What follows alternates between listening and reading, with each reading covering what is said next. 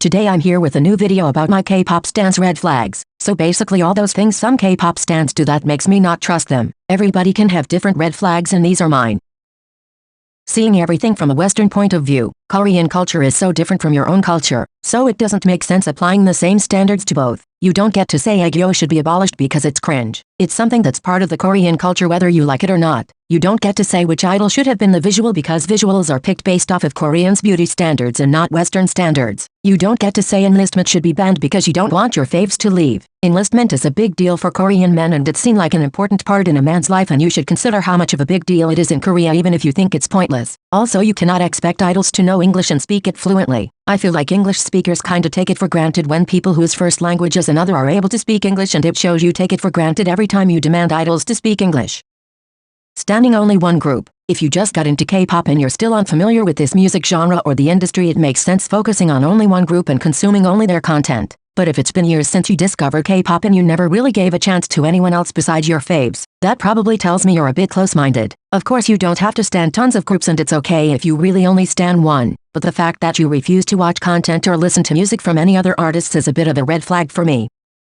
Only listening to boy groups or girl groups. I'm saying this as someone who stans almost only girl groups. Everybody can have a preference and vibe more with boy groups compared to girl groups or vice versa. However, if you refuse to listen to female artists just because they are women or male artists just because they are men, that's ridiculous. I get that some people might have had a bad experience and might have disliked boy group or girl group songs they've heard, but you cannot generalize a whole category and judge everything based on a couple of songs. I feel like people who generally refuse to give a chance to boy groups or girl groups are close-minded and just have a big prejudice.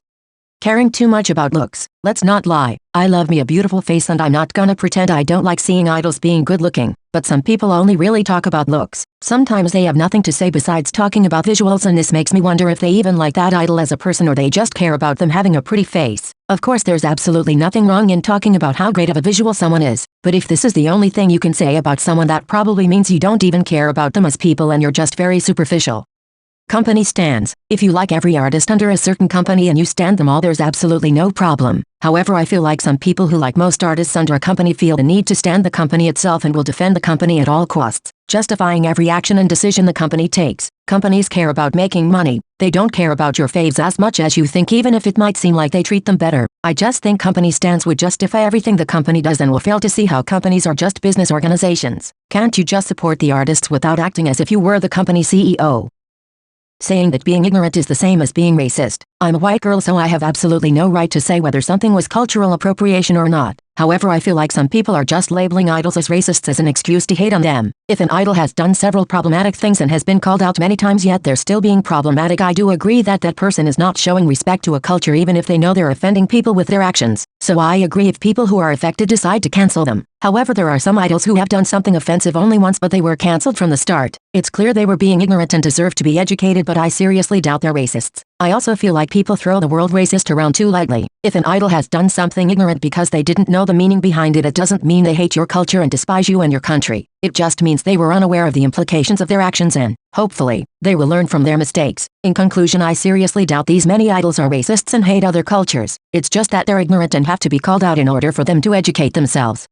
Shipping. Whether it's shipping idols in the same groups or idols of different groups, I feel like any type of serious shipping is a red flag. In 99.99% of cases there is nothing serious going on between the idols and shippers are just delusional as hell. Also, shipping male and female idols romantically leads to denormalizing interactions between boys and girls who will never be free to freely interact as colleagues and friends because they will always be shipped together, and this is just so sad and annoying. Seriously, shipping idols of the same sex in a romantic way is also a problem because most of the time it feels like fetishizing same-sex couples. There's a thin line between supporting LGBT relationships and fetishizing them, and I feel like shippers always end up crossing the line.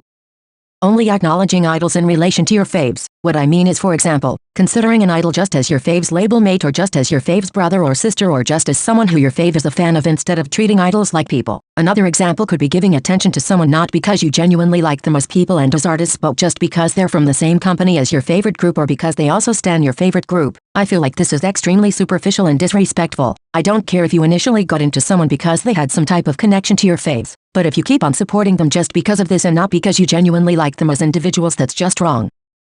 This is all I have for today's video. I have many more red flags I could talk about, but I just didn't want to make this video too long. Anyway, thanks for watching and don't forget to like and subscribe if you enjoyed. Bye guys.